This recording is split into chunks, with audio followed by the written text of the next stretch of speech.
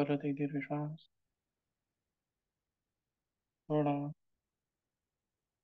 परत एक दीर्घ श्वास.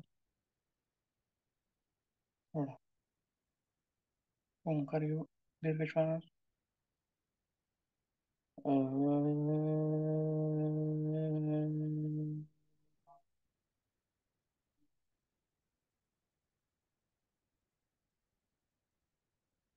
दीर्घ श्वास.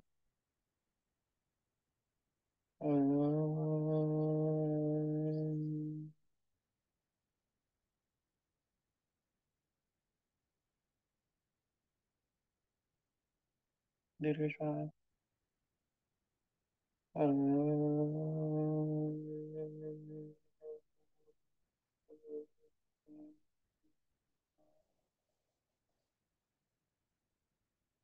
दोन्ही हाताचं घर्षण. अलगद अशा रीतीने डोळे उघडून घ्यायचे.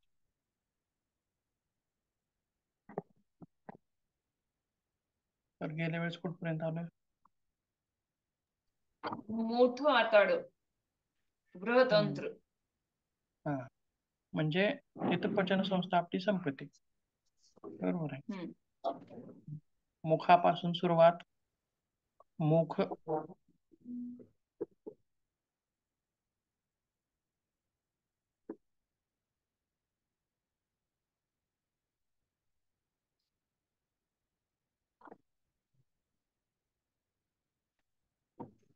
सर ऐकायला नाहीये.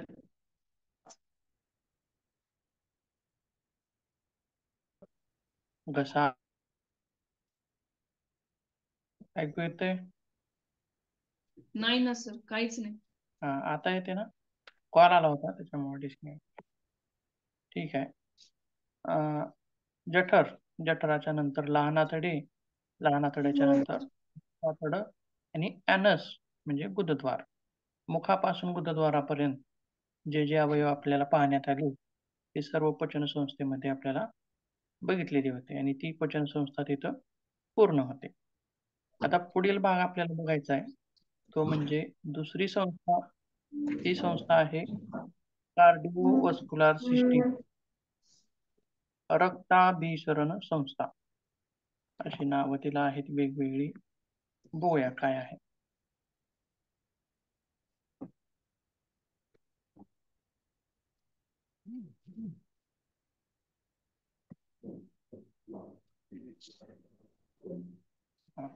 पुढची संस्था रक्ताभिसरण संस्था, त्यालाच कार्डिओव्हास्क्युलर सिस्टीम किंवा ब्लड सर्क्युलेटरी सिस्टीम असं वेगवेगळी नावं आपण तिथं पाहतो. मग याच्यामध्ये सुद्धा दोन नावं आपल्याला पाहायला भेटतात, रक्ताभिसरण आणि संस्था. रक्त प्लस अभिसरण अशी आपण त्याची फोड करूयात. तर रक्त म्हणजे काय आहे, तर एक द्रव पदार्थ आहे. बरोबर आहे. मग अभिसरण म्हणजे काय, तर अभिसरण म्हणजे एका ठिकाणाहून दुसऱ्या ठिकाणी पाठवणे किंवा पसरवणे. बरोबर आहे. म्हणजेच थोडक्यात काय, रक्त हा एक द्रव आहे, तो एका ठिकाणाकडून दुसऱ्या ठिकाणाकडे नेणे किंवा पसरवणे. बरोबर आहे. आणि ही क्रिया मग कशाद्वारे केली जाते, मग त्यामध्ये काय काय अवयव सहभागी होतात, हे सर्व एकत्रित मिळून आपल्याला त्याला रक्ताभिसरण असं संस्था म्हणायची. तर नेमकी व्याख्या काय सांगता येईल आपल्याला रक्ताभिसरणाची, तर बघा, हृदयाकडून अवयवांकडे शुद्ध रक्त पाठवणे आणि अवयवांकडून हृदयाकडे अशुद्ध रक्त आणणे या वर्तुळाकार प्रक्रियेला रक्ताभिसरण असं म्हणतात. बरोबर आहे. प्रत्येक शरीरातील प्रत्येक अवयवाला शुद्ध रक्त लागतं. बरोबर आहे. शुद्ध रक्त म्हणजे काय, आपण इथं थोडक्यात अर्थ असा बघायचा आहे बघा. शुद्ध रक्त म्हणजे ऑक्सिजन युक्त. आता जिथं जिथं पुढं नाव येईल शुद्ध रक्त किंवा अशुद्ध रक्त अशी जिथं जिथं नावं येतील तिथे तिथं आपण काय समजायचं आहे, शुद्ध रक्त म्हणजे ऑक्सिजन युक्त रक्त आणि अशुद्ध रक्त म्हणजे ऑक्सिजन नसलेलं किंवा कमी प्रमाणामध्ये असलेलं रक्त. आणि शुद्ध रक्त म्हणजे थोडक्यात काय, जे वापरण्याजोगं आहे, जे आपल्या अवयवांना वापरण्याजोगं आहे. आणि अशुद्ध म्हणजे काय? तर शरीराने आपल्या अवयवांनी वापरलेला आहे. त्याचा वापर करून त्याच्यामध्ये काही टाकाऊ पदार्थ आहेत किंवा कार्बन डायऑक्साईड त्याच्यामध्ये मिसळलेला आहे. याला म्हणायचं आहे अशुद्ध. थोडक्यात आपण हे बघतो बघा. गाडीमध्ये आपण काय टाकतो? ऑइल टाकतो, ऑइल. इंजिन ऑइल टाकतो. बरोबर आहे. इंजिन ऑइल टाकताना कसा असतो? टाकताना त्याचा कलर कसा असतो? लालसर कलर असतो. बरोबर आहे. त्या ऑइलचा कसा कलर असतो? लालसर. परंतु तेच ऑइल आपण किती दिवसांनी बदलतो? कमीत कमी 3 महिन्याला एकदा आपण बदलत असतो. परंतु ज्यावेळेस आपण हे ऑइल चेंज करत असतो, त्यावेळी मात्र या ऑइलचा रंग लालसर न राहता काळा कसा असतो? काळा. वापरलेलं ऑइल, इंजिन ऑइल. बरोबर आहे. मग तसंच आपल्या शरीरामध्ये सुद्धा तसंच आहे.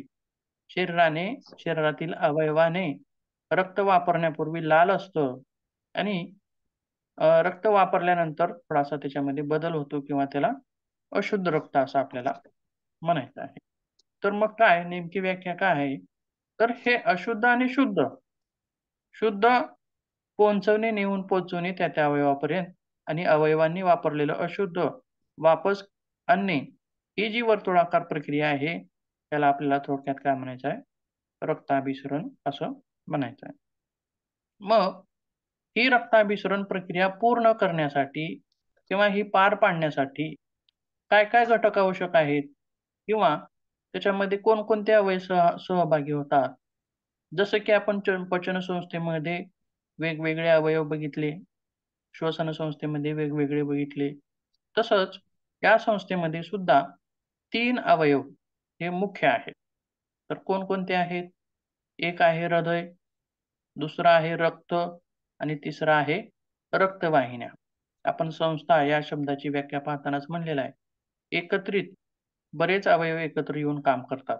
एका उद्देशानं काम करतात. तर मग याच्यातला एक जरी अवयव किंवा एक जरी घटक कमी असला, तरी रक्ताभिसरण प्रक्रिया पूर्ण होणार नाही. जर समजा हृदय आहे आणि रक्त पण आहे, पण रक्तवाहिन्या नसतील, तर रक्ताभिसरण पूर्ण होईल का? होणार नाही. किंवा रक्त पण आहे, रक्तवाहिन्या पण आहेत आणि हृदयच नसेल, तर रक्ताभिसरण पूर्ण होईल का? नाही. बरोबर आहे. म्हणजे हृदय बंद पडणं म्हणजे काय? मृत्यू आहे. बरोबर आहे. मग हे सर्व तिन्हीच्या तिन्ही घटक आपल्याला असले तरच रक्ताभिसरणाची प्रक्रिया पूर्ण होते. तसेच मग या रक्ताभिसरणाचा शोध कोणी लावला असं म्हटलं जातं? तर विल्यम हार्वे या शास्त्रज्ञाने 1628 मध्ये रक्ताभिसरण म्हणजे काय आणि हृदयाचं कार्य कसं आहे, हृदय कार्य कसं करतं याबद्दल तिथं माहिती दिलेली आहे किंवा त्याचा शोध लावून तर त्यांचं जगापुढे काय मांडला. नाव? विल्यम. हार्वे, विल्यम हार्वे 1628 साली. तर मग हे जे रक्त आहे, तर पूर्ण शरीरामध्ये फिरून येण्यासाठी किंवा एक फेरी पूर्ण करण्यासाठी किंवा एक परिभ्रमण पूर्ण करण्यासाठी त्याला 23 सेकंद लागतात. 23 किती? सेकंदाचा काळ 23 सेकंद लागतात आणि मग बघा रक्त जे वाहतं आपल्या शरीरामध्ये, आपल्या शिरामध्ये, धमन्यामध्ये, मग त्याचा काहीतरी वेग असतो. एका वेगामध्ये त्या वाहत असतात. तर त्याचा वेग ताशी 65 किलोमीटर इतका असतो, असं सांगण्यात आलेलं आहे. ताशी 65 किलोमीटर. आता ही झाली प्राथमिक माहिती. आता त्यानंतर आपण त्याच्यातले या संस्थेमधले एक अवयव बघूया. तर पहिला अवयव बघूया आपण हृदय. तर हृदय म्हणजे नेमकं काय? त्याचा आकार काय आहे? रंग काय आहे? तो काम कसं करतो? किंवा बाह्य रचना कशी आहे? आणि आतील रचना कशी आहे? याचा सर्व अभ्यास आपण याच्यामध्ये करूयात पहिल्या घटकामध्ये. तर हृदय हे छातीच्या पिंजऱ्यात दोन्ही फुफ्फुसांच्या मध्यभागी व त्याचा कल डावीकडे असतो. बघूया एकदा इमेज. म्हणजे आपण सर्वांनी पाहिलेलेच असेल हृदय इमेज मध्ये, बरं का, प्रत्यक्षात नाही. मी पण पाहिलेलं नाही प्रत्यक्षामध्ये. बघा, याच्यामध्ये आपल्याला दाखवतं दिसतं छातीच्या पिंजऱ्यामध्ये आणि दोन्ही फुफ्फुसाच्या मध्ये. म्हणजे इकडे एक फुफ्फुस आहे आणि इकडे एक फुफ्फुस आहे, दोन फुफ्फुस, आणि त्याच्या मधल्या बाजूला ते दिसतंय. आणि थोडस तिरकस आहे. सरळ आहे का किंवा तांब्या सरळ ठेवल्यासारखा आहे का असं नाही, तर थोडस तिरकस, आणि त्याचा कल डावीकडच्या बाजूला आहे. म्हणून ते शरीरामध्ये डाव्या बाजूला आहे असं सुद्धा आपण त्याचं स्थान सांगत असतो. तसेच आणखीन काय आहे त्याच्या बाबतीत?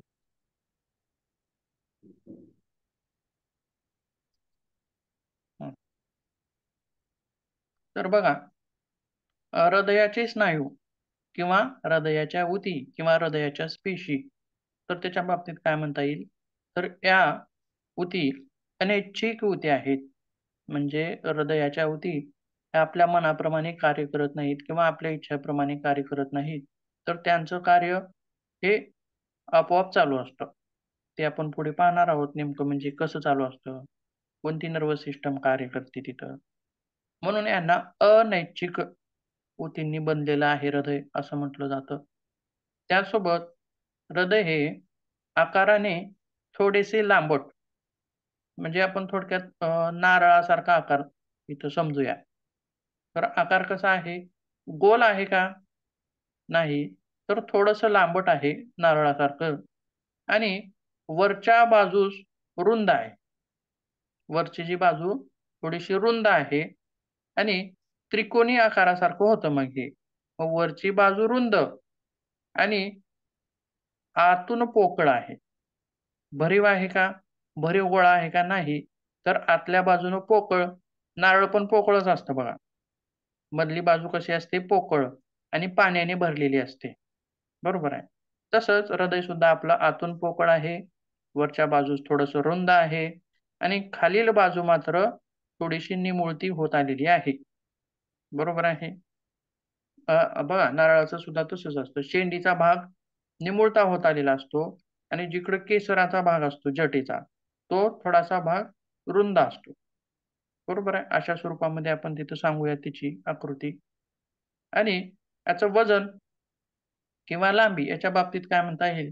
तर प्रौढ मनुष्याच्या हृदयाची लांबी प्रौढ मनुष्याच्या हृदयाची लांबी मुळापासून आग्रापर्यंत, म्हणजे खालून वरपर्यंत सुमारे 22 सेंटीमीटर इतकी भरते.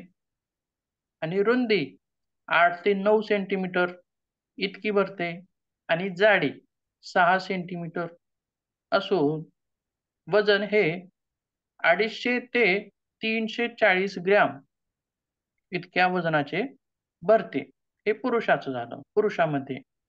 तर स्त्रियामध्ये 250 ग्राम इतकं वजन असतं. सरासरी 250 ग्राम इतकं वजन असतं हृदयाचं, असं सांगण्यात आलेलं आहे.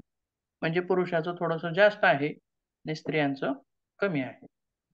तसेच हृदय हे त्या व्यक्तीच्या मुठीच्या आकाराएवढे असते. बघा, आपली जितकी मूठ आहे, आता आपलं हृदय किती मोठं आहे असं आपण समजूयात. तर मूठ बांधल्यास मूठ बांधल्यास जितकी मूठ होते एवढी, तर माझं हृदय एवढं आहे असं आपण तिथं समजू शकतो. एवढा भाग हृदयाचा आहे. म्हणजे त्या व्यक्तीच्या ह्याच्यानुसार. तर तो हात मोठा असला तर त्याची मूठ थोडी मोठी दिसेल असं. लहान मुलगा असेल, छोटं बाळ असेल तर छोट्या बाळाची मूठ छोटी असते, म्हणजे त्याचं हृदय तेवढं आहे. त्या व्यक्तीच्या त्या हाताच्या आकारमानानुसार किंवा मुठीनुसार त्याचं हृदय किंवा आकारमान त्याचं असतं. त्याचसोबत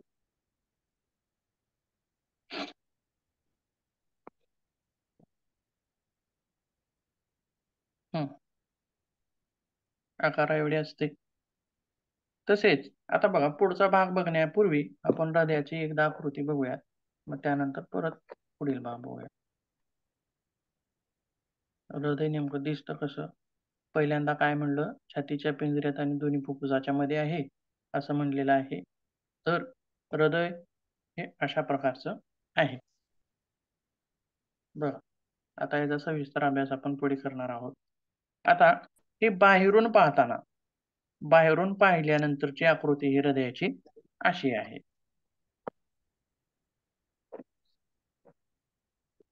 आता बघा, जसं आपण नारळ घेतलं Yes, आणि sir. फोडलं.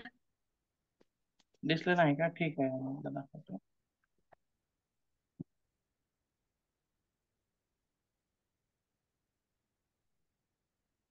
हा, आता दिसतंय का बघा?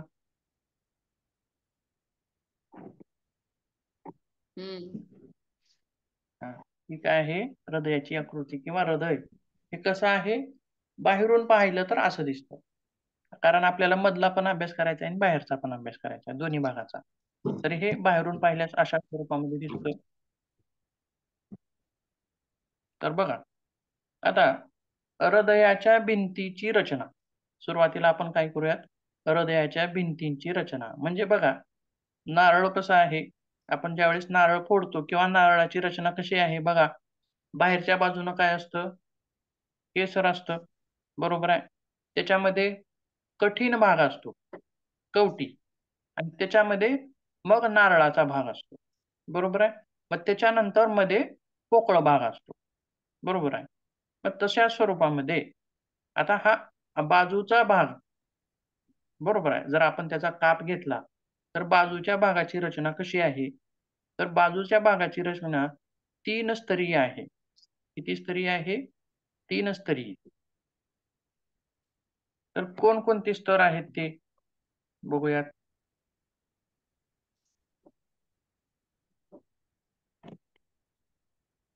हं.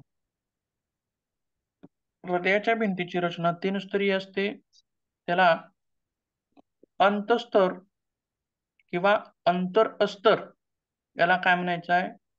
एंडोकार्डियम आणि परिहृदय. 2 हे लक्षात घ्या. पहिला आहे अंतरस्तर एंडोकार्डियम आणि परिहृदय म्हणजे पेरिकार्डियम. याचे 2 भाग होतात पुन्हा नंतर. एक आहे अंतरस्तर आणि दुसरा आहे परिहृदय म्हणजे पेरिकार्डियम. तर पेरिकार्डियमचे 2 भाग होतात आणि हे 2 भाग, तर पेरिकार्डियल म्हणजेच परिहृदय परिहृदय आवरण जल, या जलामध्ये जलामुळं त्याचे 2 भाग होतात.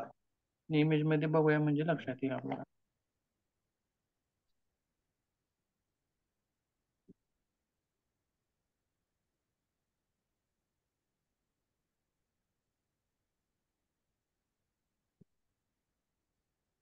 आता बघा, हृदयाचा एखादा जर काप घेतला आपण, तर वरून बघा, किंवा आपण टमाट्याची जर रचना बघितली, टमाट्याची रचना बघा, तर वरून जो भाग असतो, टमाट्याच्या वरच्या भागाला पातळ पापुंद्रा असतो बघा, बरोबर आहे. मग त्याच्यानंतर जाड थर असतो मध्ये, बरोबर आहे. तसंच आता याच्यामध्ये सुद्धा 3 टप्पे आपल्याला पाहायला येतात. पहिला आहे पेरिकार्डियम, त्याच्यानंतर निळसर द्रव आहे. निळसर द्रव आहे, बरोबर आहे. निळसर द्रवाच्या नंतर हे लाल धाग्यासारखे आहेत बघा, किंवा जाड भाग जो आहे, जाडसर जो भाग आहे, तो काय आहे? मायोकार्डियम. पेरिकार्डियम आणि मायोकार्डियम याच्यामध्ये काय आहे? निळसर म्हणजे जल आहे, ते लिक्विड आहे, लिक्विड स्वरूपासारखं आहे. त्यालाच काय म्हणायचं आहे? पेरिकार्डियल फ्लुइड असं म्हणायचं आहे. आणि सगळ्यात आतला भाग, आता बघा, शेवटचा इकडचा, त्याला याला काय म्हणायचं आहे? एंडोकार्डियम. म्हणजे बघा, सेम टमाट्याची जशी रचना असते मधल्या बाजूला, सेम तशीच रचना ही पण आपल्याला पाहायला भेटते. तर हृदयाच्या भिंतीची रचना 3 स्तरीय अशा स्वरूपाची आहे. पुढे बघूयात. आणि पेरिकार्डियम जल जे आहे, ते काय कार्य करतं? तर काय काम करतं? तर ज्यावेळी आपलं हृदय आकुंचन आणि प्रसरण करतं, आकुंचन आणि प्रसरण करतं, तर त्यावेळी, तर हे जे स्तर आहेत 2, मधला आणि बाहेरचा, त्याच्यामध्ये लिक्विड आहे. तर आकुंचन आणि प्रसरण करताना की दोन्ही स्तर एकमेकांना घासू नयेत आणि एकमेकांना घासून या दोन्ही स्तरांना इजा होऊ नये याच्यासाठी म्हणून ते लिक्विड कार्य करतं. आणि दुसरी गोष्ट आणखीन एक म्हणजे काय, तर आपल्याला छातीला जर आघात झाला, लागलं वगैरे काहीतरी झालं, तर तो आघात पण तो आपल्या हृदयाला पोहोचू न देणे असं कार्य या पेरिकार्डियल जेलचं असतं. म्हणजे थोडक्यात वंगणासारखं कार्य हे करतं. त्याचसोबत पुढे बघूया.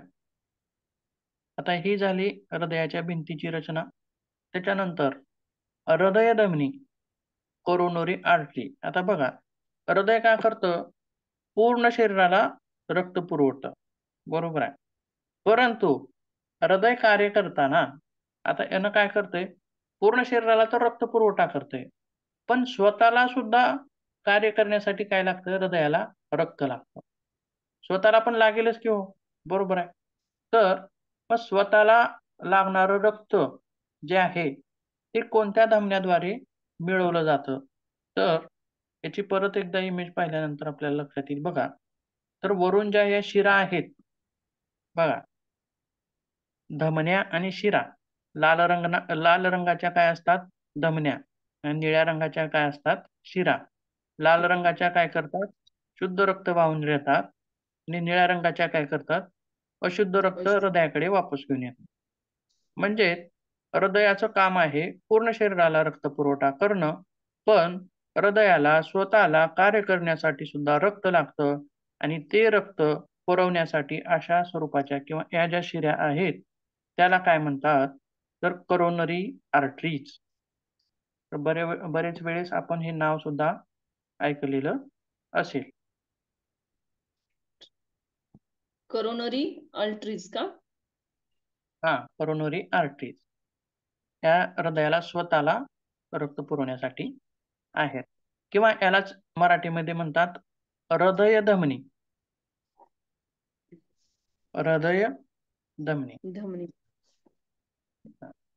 त्याच्या पुढचा पॉइंट आहे, तर हृदयाला काय म्हणलेलं आहे बघा, पंपिंग मशीन आणि त्याची क्षमता 0.2 HP. पंपिंग मशीन म्हणजे काय? तर बघा, आपल्यात मोटर आहे बघा, पाण्याची मोटर. तर पाण्याची मोटर काय करते? पाण्याचं पंपिंग करते. म्हणजे एखादा हौद खाली आहे आणि दुसऱ्या मजल्यावर आपल्याला पाणी चढवायचं आहे. बरोबर आहे. अशी जर कल्पना केली, तर खाल्लं पाणी वर पोहोचवण्याचं कार्य कोण करते? ती मोटर करते. बरोबर आहे. जसं बाहेर हे पंपिंगचं कार्य ही मोटर करत असते, तसं शरीरातील रक्ताच्या पंपिंगचं कार्य हे कोण करत असतं? हृदय करत असतं. म्हणून त्याला काय म्हणलेलं आहे? शरीरातील पंपिंग मशीन असं सुद्धा हृदयाला म्हणलेलं आहे. मग आपली पाण्याची मोटर जी आहे, ती किती एचपीची असते हो? 3 एचपीची असते किंवा एचपी म्हणजे काय? तर horse power. Horse power. 3 HP म्हणजे काय? 3 घोड्यांची ताकद. हॉर्स पॉवर म्हणजे काय? घोड्याची ताकद. तर 3 एचपी म्हणजे काय? 3 घोड्यांची ताकद. 10 एचपी म्हणजे काय? 10 घोड्यांची ताकद. ट्रॅक्टरची ताकद किती असते हो? 10 एचपीची असते.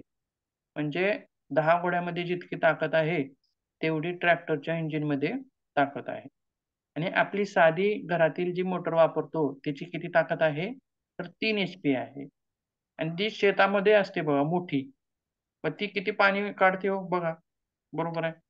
पाण्याचं प्रमाण किती असतं? मोठा पाईप असतो आणि तो पाईप पूर्ण भरून निघत असतो. म्हणजे जवळपास 5 एचपी किंवा 7 एचपी अशा मोटारी आपण विहिरीमध्ये किंवा बोरमध्ये सोडत असतो. म्हणजे त्या मोटरची ताकद किती आहे असं आपल्याला तिथे लक्षात येतं. मग तसं हृदयाची ताकद किती आहे? तर 0.2 एचपी. हृदय ही मोटरच आहे एक रक्त पंपिंग करणारी आणि तिची ताकद आहे 0.2 एचपी. तर पुढे बघूयात परत. आता ही झाली हृदयाची बाह्य रचना किंवा हृदयाच्या भिंतीची रचना आणि हृदयाला स्वतःसाठी लागणाऱ्या रक्ताची पूर्तता कशाद्वारे होते ती पाहिलं. तर आता हृदयाची अंतर्रचना काय आहे त्याच्याबद्दल बघूया. तर हृदयाच्या आतील भागात 4 कप्पे असतात. बघा, नारळाचं मी आत्ताच उदाहरण दिलं होतं. तो पोकळ भाग आहे नारळामध्ये, पण कसा आहे, एकच पोकळ भाग आहे. त्याचे कप्पे वगैरे नाहीत. किंवा आपण टमाटर चिरल्यास त्याच्यामध्ये कप्पे पाहायला मिळतात का हो? असतात का कप्पे हो हो हो. टमाटरमध्ये? हम्म. असतात. असतात. बरोबर आहे. हम्म. हां. मग हृदयाचे कप्पे सुद्धा तशाच प्रकारचे असतात. तर एकूण किती कप्पे आहेत हृदयामध्ये? 4 कप्पे आहेत. तर वरच्या भागात 2 कप्पे, त्यांना अलिंद किंवा कर्णिका असं म्हणायचं आहे. आणि खालच्या भागात 2 कप्पे, त्यांना निलय किंवा जीवनिका असं म्हणतात. आता हे झाले 2 कप्पे. किती? कोणकोणते? वरचे 2 आणि खालचे 2. किंवा नाही, थांबा, सुरुवातीला कसं समजूयात आपण. वरचा 1 कप्पा आणि खालचा 1 कप्पा. आता त्याचे 4 करायचे म्हणलं, बघा, आपण टमाटर चिरताना एकदा आडवं कापलं आणि एकदा उभं कापलं की 4 कप्पे होतात. 4 तुकडे होतात. तसं समजायचं. आता बघा, एकदा टमाटर आडवं कापलं की वरचा एक भाग आणि खालचा एक भाग, म्हणजे वरचे कप्पे आणि खालचे कप्पे. त्याला म्हणायचं आहे वरच्या कप्प्यांना अलिंद, खालच्या कप्प्यांना म्हणायचं आहे निलय. बरोबर आहे. आता उभा काप घेतल्यानंतर उभा काप घेतल्यानंतर जे 2 भाग पडतात, त्याला म्हणायचं आहे उजवा भाग आणि डावा भाग. बरोबर आहे. तर याच्यामध्ये सुद्धा एक स्नायुमय पडदा असतो. हृदयामध्ये काय आहे, मध्यभागी एक स्नायुमय उभा पडदा आहे. त्या उभ्या पडद्यामुळे हृदयाचे 2 भाग होतात. एक उजवा भाग आणि दुसरा डावा भाग. आणि हृदयाच्या वरचा आणि खालचा भाग हा कशामुळे होतो? तर हृदयामध्ये त्रिदल झडपा आहेत. त्या झडपामुळे वरचा भाग आणि खालचा भाग असे 2-2 भाग होतात. म्हणजे एकूण 4 भाग या म्हणजे एकूण 4 कप्पे आपल्याला हृदयामध्ये दिसून येतात. तर एकदा इमेजमध्ये बघूयात अंतर्रचना, म्हणजे तुमच्या लक्षात येईल.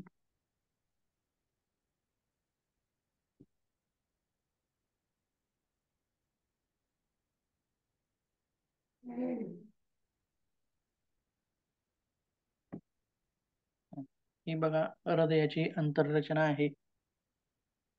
बघा, आताच मी काय म्हणलं, अ, उभे 2 भाग, उभे 2 भाग. बरोबर आहे. आणि आता याच्यामध्ये नावं सुद्धा दिलेली आहेत. एक आहे उजवे अलिंद आणि त्याच्या पुढचा भाग आहे डावे अलिंद. मग अलिंदापासून खाली जाताना मध्ये पांढरा भाग आहे बघा. त्या काय आहेत? झडपा आहेत. त्रिदल झडपा आहेत. त्याच्यानंतर या झडपामुळं वरचा भाग आणि खालचा भाग होतो. त्याला काय म्हणायचं आहे मग? उजवे निलय आणि डावे निलय. समजतात का कप्पे हे? हम्म. ठीक आहे. एकूण 4 कप्पे असे आपल्याला पाहता येतील. त्यानंतर पुढे बघूयात परत.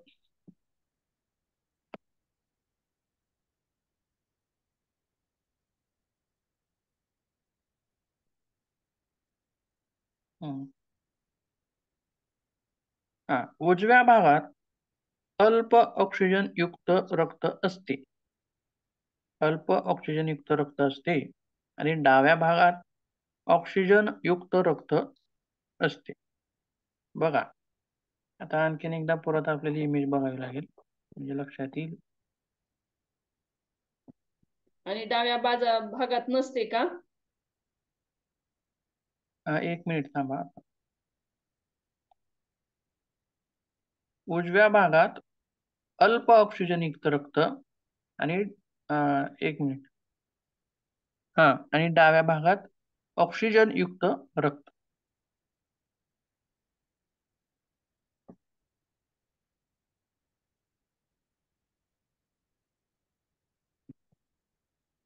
एक इमेज बघूया म्हणजे लक्षात येईल. आता बघा, इकडचा जो भाग आहे निळ्या कलरनं दाखवलेला आहे आणि तिकडचा भाग जो आहे लाल कलरनं दाखवलेला आहे.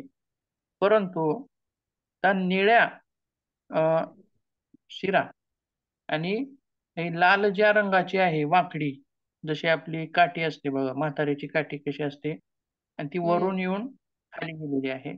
आणखीन एक इमेज बघूयात म्हणजे लक्षात येईल तुम्हाला. पूर्ण शरीराची इमेज.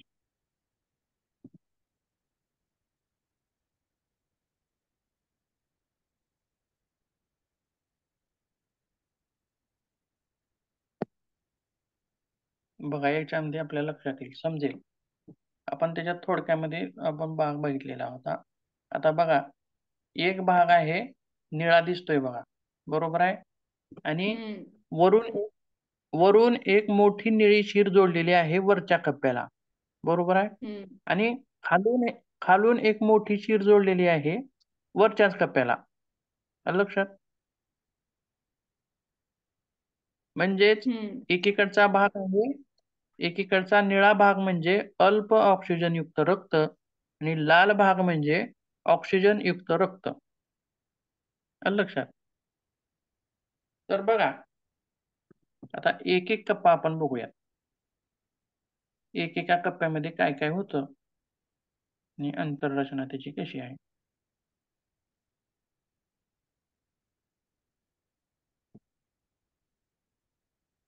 हं. पहिल्यांदा बघूयात उजवे अलिंद. हा हृदयाचा उजव्या बाजूचा वरचा कप्पा आहे आणि ऊर्ध्व महाशीर व अधो महाशीर म्हणजे बघा, ऊर्ध्व आता मी जी इमेज दाखवली त्याच्यामध्ये वरून आलेली एक निळी शीर होती. तिला म्हणायचं आहे ऊर्ध्व महाशीर. म्हणजे ती कुठून येते व मेंदू वगैरे इकडच्या भागाकडून आलेली आहे, वरच्या भागाकडून डोक्याच्या. आणि अधो महाशीर म्हणजे पायाकडच्या भागाकडून आलेली आहे. बरोबर आहे. म्हणजे ह्या 2 महाशिरा आहेत. ह्या 2 महाशिरा काय करत आहेत? शरीरातील अशुद्ध रक्त ह्या परत घेऊन येत आहेत हृदयाकडे. म्हणजेच या 2 महाशिरांद्वारे शरीरातील सर्व अशुद्ध म्हणजेच अल्प ऑक्सिजनयुक्त रक्त या कप्प्यात आणले जाते, उजव्या कप्प्यात. मग तेथून नंतर एका त्रिदल झडपेच्या माध्यमाने उजव्या निलयामध्ये उतरते. उजवे निलय म्हणजे काय हो? खालचा टप्पा.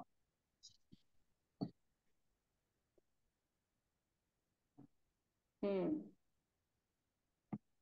बघा, उजवे अलिंद म्हणजे वरचा कप्पा आणि त्याला जोडलेल्या 2 शिरा निळ्या.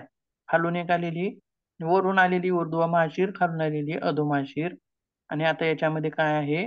पांढऱ्या कलरची एक झडप दाखवलेली आहे. ही झडप काय असते? बंद असते. बंद असते.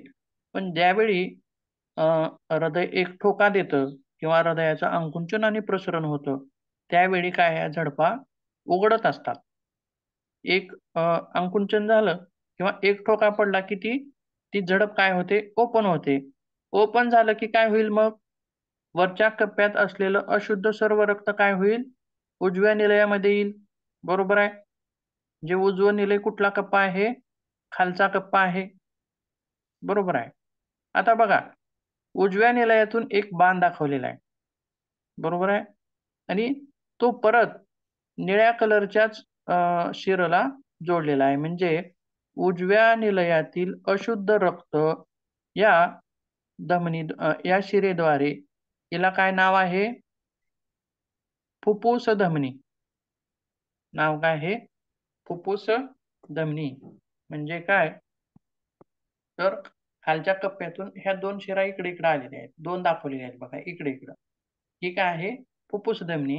खालच्या कप्प्यातील रक्त आकुंचन झालं, की ती 2 धमन्यांद्वारे कोणाला भेटतं? तर फुफ्फुसाकडे जातं. आता फुफ्फुसाकडे काय? का जात असेल हो?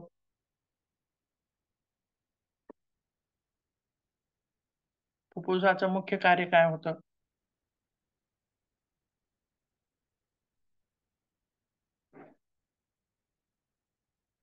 फुफ्फुस काय करत होतं कार्य?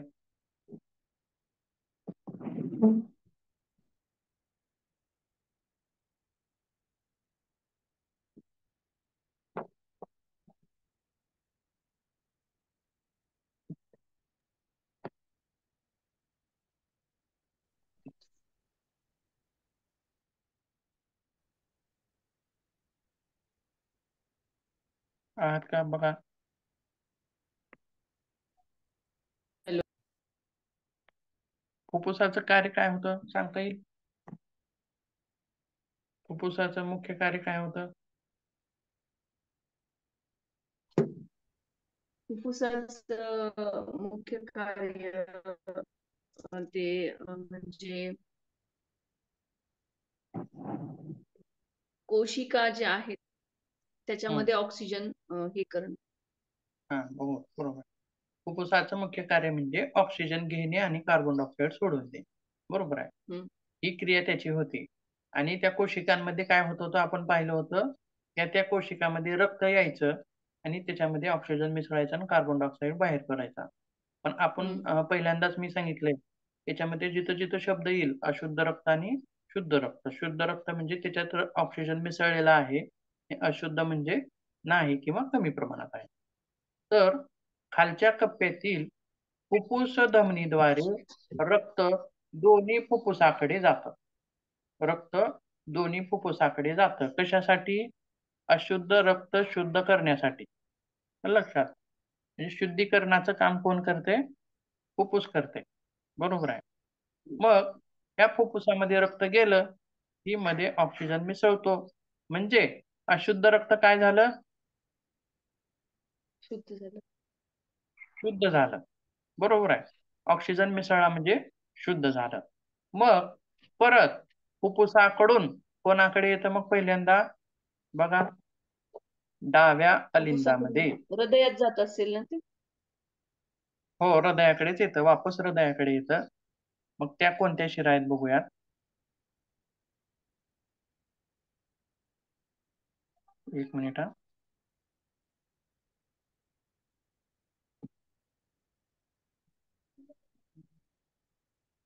बघा, याच्यामध्ये परत बघायचं आपल्याला.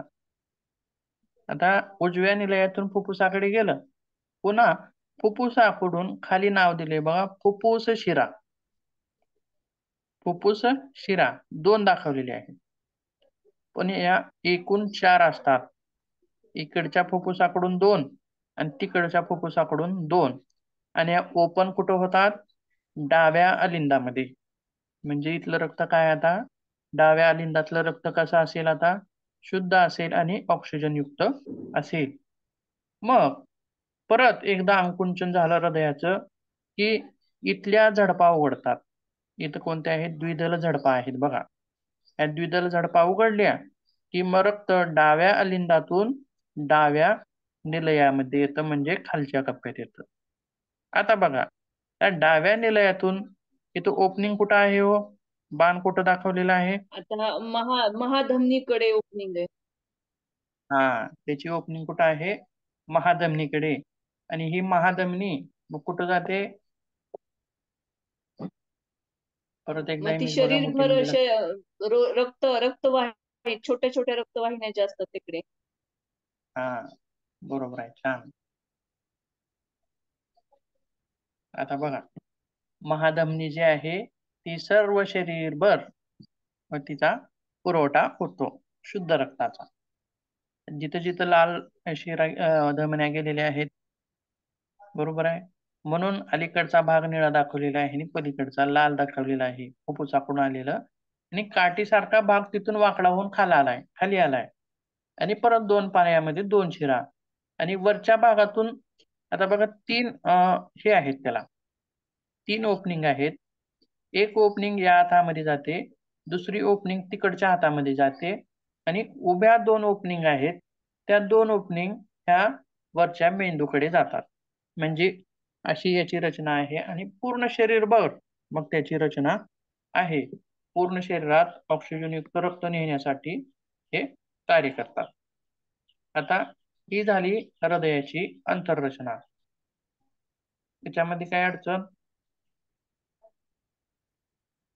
नाही. ठीक आहे. पुढे जाऊया मग.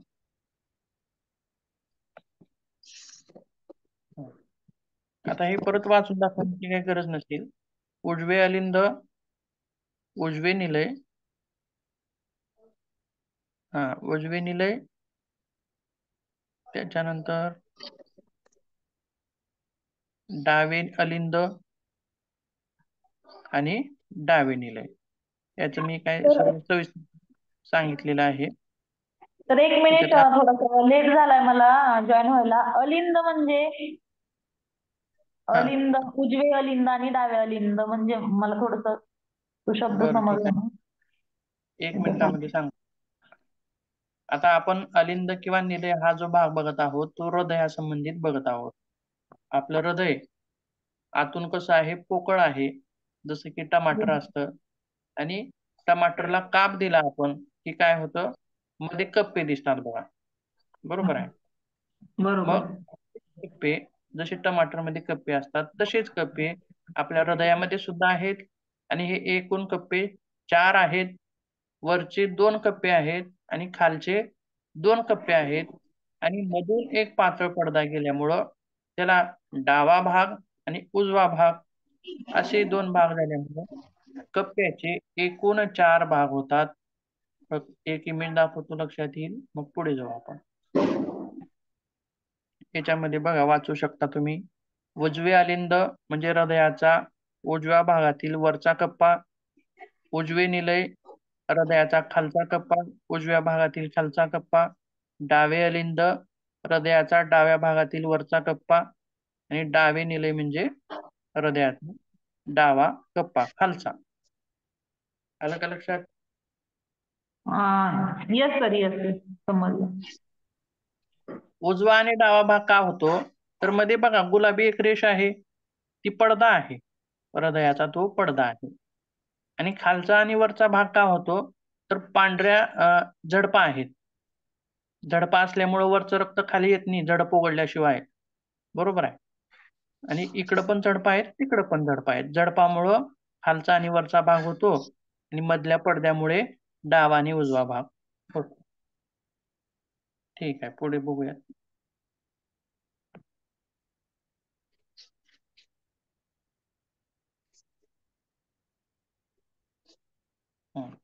काही सामान्य माहिती बघूया त्याची हृदयाची. तर हृदयाच्या अंकुंचनाला सिस्टोल असं म्हणतात, तर प्रसरणाला डायस्टोल असं म्हणतात. आणि सिस्टोलिक ब्लड प्रेशर आणि डायस्टोलिक ब्लड प्रेशर असे 2 प्रकार असतात, ते पुढे बघूयात. बघा, आणि दुसरी गोष्ट म्हणजे काय, जेव्हा अलिंद प्रसरण पावतात, अलिंद प्रसरण पावतात तेव्हा निलय अंकुंचन पावतात. आलं का लक्षात? म्हणजे कसं, बघा, खालचा आणि वरचा भाग. वरचा भाग प्रसरण पावला की हे अंकुंचन पावतात. नाही नाही, 1 मिनिट. वरचा भाग प्रसरण पावला की हे अंकुंचन होतात आणि खालचा भाग प्रसरण पावला की वरचा भाग अंकुंचन होतो. म्हणजे बघा, हे असं. आलं लक्षात? म्हणजे विरुद्ध आहे. वरचं प्रसरण पावलं तर खाली अंकुंचन, अशा स्वरूपामध्ये. मग त्या अंकुंचन आणि प्रसरणामुळेच एक प्रकारचं प्रेशर निर्माण होतं, बरोबर आहे. अंकुंचन आणि प्रसरणामुळे एक प्रेशर निर्माण होतं, त्याच्यामुळंच रक्त पुढे सरकतं, पुढे पुढे सरकत असतं. म्हणजे आपण प्रेशर देत असतो, बघा, प्रेशर देऊन त्याला पुढे सरकावणे. किंवा एखाद्या नळीमध्ये पाणी आहे आणि त्या पाण्याला आपण इकडून फुंकलं नळी की ते पाणी तिकडून बाहेर निघतं. तशाच प्रकारचं अंकुंचन प्रसरण होणे म्हणजे रक्त पुढे पुढे सरकावणे, पुढे पुढे सरकावणे. याच क्रियेमुळे रक्त सर्व शरीरभर पसरवलं जातं, अंकुंचन आणि प्रसरणामुळं. आणि पुढचा भाग म्हणजे बघा काय आणखीन, हा, एक अंकुंचन आणि एक प्रसरण या दोन्हीला मिळून हृदयाचा एक ठोका असं म्हणतात. एक ठोका कधी होईल? नुसता वरचाच भाग अंकुंचन झाल्यास एक ठोका आहे का? नाही. तर दोन्हीही, एक अंकुंचन आणि एक प्रसरण, दोन्ही जेव्हा एक चक्र पूर्ण होईल त्याला एकत्रित मिळून हृदयाचा एक ठोका म्हणतात. आणि एका प्रौढ व्यक्तीमध्ये एका मिनिटाला हृदयाचे 12 ठोके पडतात. 12 म्हणतो, 72 ठोके पडतात. बघा, 72. 72 ठोके पडणं हे काय आहे? सामान्य आहे. पण काही व्यक्तीमध्ये ठोके 72 पेक्षा जास्त पडतात, कोणामध्ये 100 पडतात, कोणामध्ये 120 पडतात, 130 पडतात. मग हे काय आहे, कशाचं लक्षण आहे? तर हृदय निरोगी आहे का तिथं? सामान्य आहे का? नाही. हृदयाचं कार्य सामान्य चालू आहे का? नाही, हृदयाचं कार्य बिघडलेलं आहे. म्हणून अशी जी कृती आहे त्याला टॅकीकार्डिया असं संबोधलं जातं. म्हणजे हृदय तिथं जोरात धावतंय, जोरात पळतंय, हृदयाचे ठोके जास्त होत आहेत, त्याला टॅकीकार्डिया असं म्हणतात. आणि काही व्यक्तींमध्ये हृदयाचे ठोके हे 72 पेक्षा कमी पडतात, कुणाचे 60 पडतात, कुणाचे 50 पडतात. म्हणजे हे सुद्धा कसं आहे, सामान्य लक्षण आहे का? नाही, असामान्य आहे. म्हणून याला ब्रॅडीकार्डिया असं संबोधलं जातं. तर हृदयाचे जास्त ठोके पडणं सुद्धा चुकीचं आहे आणि कमी ठोके पडणं सुद्धा चुकीचं आहे. तर सामान्यतः 72 ठोके पडणं हे योग्य आहे. आणि दुसरी गोष्ट म्हणजे काय? तर जे खेळाडू असतात किंवा जे नियमित व्यायाम करतात किंवा जे कार्डिओ एक्सरसाइज करतात, अशा लोकांमध्ये हे ठोक्याचं प्रमाण कमी असतं. किंवा जे लोक नियमित योगा करतात, पण तशा प्रॉपर पद्धतीनं तो झाला पाहिजे बरं का. कुठं तर 1-2 आसनं करत असाल आणि माझे ठोके कमी पडत आहे असं नाही बरं का. तो एका प्रॉपर वेनं झालेला पाहिजे.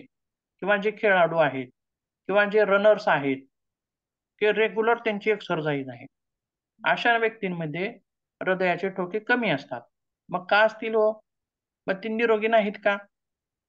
किंवा ते असामान्य लक्षण आहे का? काय म्हणता येईल त्याच्या बाबतीत? ऑक्सिजन लेवल चांगली असते त्यांची.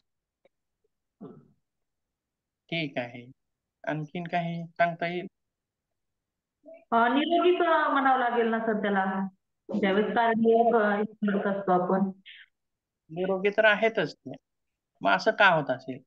किंवा तुम्ही ज्यावेळेस सूर्यनमस्कार घातले ज्यावेळेस आपण 12 सूर्य ज्यावेळेस आपण कार्डिओ करत असतो किंवा सूर्यनमस्कार एक सायलेंट राहतात. पण ज्यावेळेस कार्डिओ करत असतो त्यावेळेस जास्त फास्ट मध्ये कार्डिओ असते आणि त्याचं हार्टबीट जास्त प्रमाणात होत असतं, त्याच्यामुळे ते कमी पडतात आणि मग त्यांचं हृदय ते निरोगीच राहतं. ठीक आहे, म्हणजे निरोगी आम्हाला आहे. ठीक आहे, ठीक आहे. छान आहे प्रयत्न तुमचा. बघूयात परत काय होतं नेमकं. तर जे व्यक्ती आता बघा समजा 12 सूर्यनमस्कार केली किंवा 15 केली, 21 केली, काय होतं? हृदय जोरात धडकतं. कसं धड, धड, धड, धड, धड, धड, धड. बरोबर आहे. किंवा आपण रनिंग करतो त्यावेळेस सुद्धा हृदय जोरात धडकतं. धड, धड, धड, धड. बरोबर आहे. म्हणजे रोज एकदा तरी हृदयाचे ठोके तुमचे 120-150 पर्यंत जात आहेत. कशामुळं? व्यायामामुळं. रोज एकदा तरी तुमच्या हृदयाचे ठोके 150 किंवा 105, 120 पर्यंत जात आहेत. असं तुमच्या बाबतीत रोजच घडतंय. तर तुमच्या बाबतीत रोजच घडतंय. मग त्याच्यामुळं काय होतंय, की हृदय मजबूत होतंय. हृदय काय होतं? मजबूत होतं आणि हृदय हे 2 ठोक्याऐवजी 1 ठोका मारतं. काय करतं? 2 ठोक्यामध्ये जितकं रक्त पंपिंग करतंय त्यानं, 2 ठोके मारल्यास जितकं रक्त पंप करतं, तितकं 1 ठोका मारल्यास पंप करतं. कुणाचं? जे खेळाडू आहेत, खेळाडूंचं. रनिंग करणारे आहेत, बरोबर आहे, रेग्युलर एक्सरसाइज करणारे आहेत, कार्डिओ एक्सरसाइज करणारे आहेत, अशांचं हृदय 2 ठोक्याऐवजी 1च ठोका मारतं. म्हणजे हृदयाची काय वाढलेली आहे? कॅपॅसिटी किंवा हृदयाची ताकद वाढलेली आहे. म्हणून अशा व्यक्तींचे ठोके 72 पेक्षा कमी पडतात. मग ते योग्य आहे का अयोग्य आहे? तर योग्यच आहे आणि चांगलं आहे. आरोग्यासाठी सुद्धा चांगलं आहे.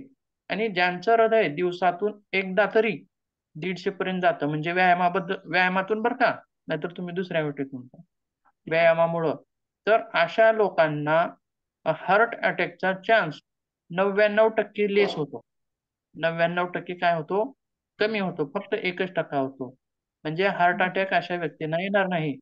त्यांच्या हृदयाचे ठोके कमी असतील. आणि दुसरी गोष्ट म्हणजे काय? ब्लड प्रेशर आणि अशा व्यक्तींचं ब्लड प्रेशर सुद्धा कमी असेल. म्हणजेच हृदयाला निरोगी ठेवण्यासाठी काय करावं लागेल?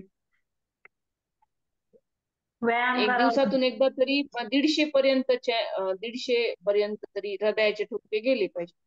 म्हणजे इतकं म्हणजे इतकं कार्डिओ करायचं. कार्डिओ किंवा व्यायाम. तुम्ही 12 सूर्यनमस्कार जरी घातलात तर 150 पर्यंत जातात. आलं का लक्षात? त्याला काही खूप कष्ट करावे लागतात असं नाही. 12-15 सूर्यनमस्कार जरी घातले तरी 150 पर्यंत जातात. पण सर ठीक आहे. सूर्यनमस्कार कार्डिओ सारखे नसतात ना. सूर्यनमस्कार सायलेंट म्हणजे सर्वांगासन झालं सूर्यनमस्कार, पण कार्डिओ भाग वेगळा आला आणि सूर्यनमस्कार वेगळा आला ना. कार्डिओ एक्सरसाइज म्हणजे काय? कशाला म्हणतात? तर ज्या एक्सरसाइज म्हणजे हृदयाचे ठोके वाढतात किंवा ज्या एक्सरसाइज मध्ये दम लागतो, श्वसन जलद होतं, त्या एक्सरसाइजला कार्डिओ एक्सरसाइज म्हणायचं. मग त्याच्यामध्ये पोहणे असेल, धावणे असेल, डोंगरावर चढणे सपाटे, असेल, दंड, हा, हनुमान दंड हे सगळे प्रकार कार्डिओचे आहेत. त्याच्यामध्ये येतं, हम्म. कार्डिओ मध्ये येतं. असं आहे. ठीक आहे, पुढे बघूया परत.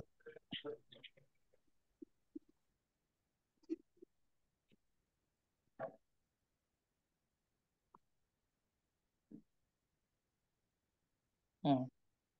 कुठपर्यंत आलोय आपण? 72 ठोक्यापर्यंत आलोय आपण. त्याच्यानंतर हृदयाचे ठोके मोजण्यासाठी स्टेथोस्कोप नावाचं उपकरण म्हणजे डॉक्टरकडे असतं बघा, कानामध्ये ते घातलेलं असतं आणि पुढे गोल चकती असते, ते हृदयाला लावून आपले तपासत असतात, ठोके तपासत असतात, म्हणजे त्याला स्टेथोस्कोप असं म्हणतात.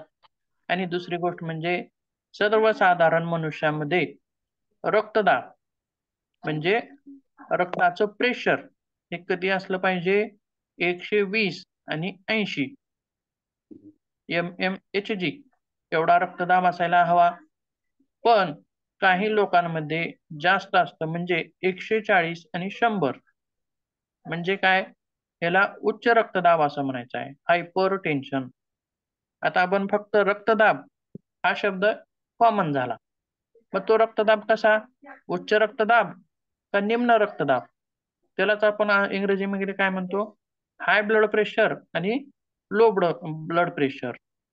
ज्या व्यक्तीचं 120-80 आहे ते नॉर्मल आहे, आणि ज्या व्यक्तींचं 120 पेक्षा जास्त म्हणजे 140-100 आहे त्याला म्हणायचं हायपरटेन्शन, उच्च रक्तदाब, हाय ब्लड प्रेशर. आणि ज्या व्यक्तींचं 100 किंवा 60 याच्या दरम्यान आहे त्याला म्हणायचं निम्न रक्तदाब, हायपोटेन्शन किंवा लो ब्लड प्रेशर.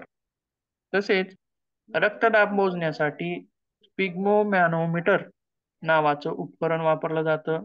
म्हणजे हाताला पट्टी लावतात बघा डॉक्टर गेल्यानंतर, आणि हवा मारून पारा असतो, त्याच्यामध्ये यंत्र असतं, ते त्याला स्पिग्मोमॅनोमीटर असं म्हणतात. आणि रक्त स्पंदनाचा आलेख किंवा हृदयाचे ठोके कसे पडत आहेत, जास्त पडत आहेत, कमी पडत आहेत, नियमित पडत आहेत, अनियमित पडत आहेत, तर हे सर्व बघण्यासाठी ECG नावाची चाचणी केली जाते. त्याच्यामध्ये आपल्याला सर्व समजतं. आणि काही व्यक्तीमध्ये काय होतं? 72 ठोके पडतात, पण एक ठोका किंवा मधले ठोके काही चुकतात. म्हणजे सलग, जसा आता घड्याळाचा सेकंद काटा कसा बरोबर त्या त्या टायमाला पुढे पुढे पुढे सरकतो, परंतु एकदा काय होतं? म्हणजे जर समजा घड्याळाचा काटा 2 सेकंद एकाच ठिकाणी थांबला, म्हणजे हे काय झालं? चुकीचं झालं. तसं हृदयाचे ठोके सलग, आता 10 ठोके सलग पडले, पण 11वा ठोका पडताना मात्र उशीर झाला, हे सुद्धा हृदयाच्या विकारामध्ये येतं. बरोबर आहे? तर ते सर्व बघण्यासाठी हे ECG वापरलं जातं.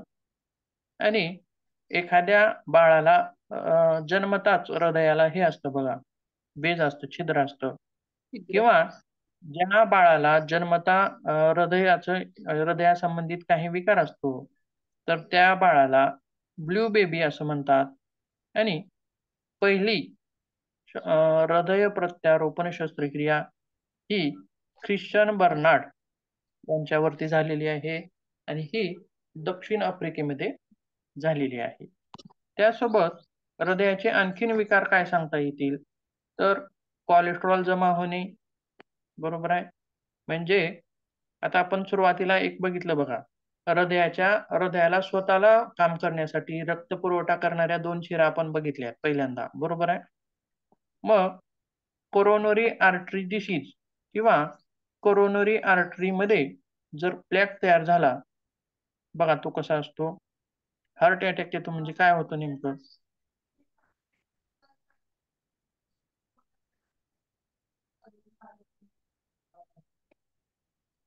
एक मिनिट हा. बघा याच्यामध्ये आपल्याला बघता येईल, ह्या हृदयाच्या स्वतःला रक्तपुरवठा करणाऱ्या शिरा आहेत, परंतु काय झालंय, गोल सर्कल मध्ये इथं दाखवलेलं आहे बघा. तर मधल्या बाजूने फॅट जमा झालंय. काय झालंय? फॅट जमा झालंय. आणि त्या शिरेचा जो मार्ग आहे तो काय झालाय? खंडित झालाय, खंडित होतो, अडथळा झालाय. येतो. हा. आणि त्याच्यामुळं काय होतंय, रक्त पुढे जात नाही किंवा जाणार नाही किंवा कमी प्रमाणात जाईल, बरोबर आहे. मग हा डॉट कुठं दाखवलेला आहे? बघा मध्यभागी दाखवलेला आहे. मग ह्या रक्ताला म्हणजे ह्या हृदयाला काम करण्यासाठी रक्त पुरवठा व्यवस्थित होईल का? नाही. होणार नाही, बरोबर आहे. पण जिथं तो प्लॅक्यू तयार झालेला आहे, जिथं मध्ये कोलेस्ट्रॉल जमा झालेला आहे, अरुंद झालेला आहे, त्याच्यामुळं मग कमी रक्त पोचायला लागलं की हृदय काम करत नाही व्यवस्थित, आणि अशा वेळी काय येतं? हार्ट अटॅक येत असतो. आलं का लक्षात? हे असे वेगवेगळे विकार हृदयाचे असतात. तर बघा, रक्ताभिसरण संस्थेमधील 3 मुख्य अवयव, एक आहे हृदय, दुसरा आहे रक्त आणि तिसरा आहे रक्तवाहिन्या. रक्तवाहिन्या. या 3 अवयवांपैकी हृदय हा अवयव आज आपल्याला संपलेला आहे. तर उद्याच्या नंतरच्या तासामध्ये रक्त आणि रक्तवाहिन्या याच्या संबंधी आपण माहिती घेऊया. काय अडचण असेल तर विचारू शकता. नाही काही अडचण. ठीक. यानंतरचा थांबूया. तास होणार आहे का सर? हो, राम सर सांगतील तुम्हाला महाराज. तर अच्छा. आहे वाटतं, बहुतेक मॅडम आलेली आहेत.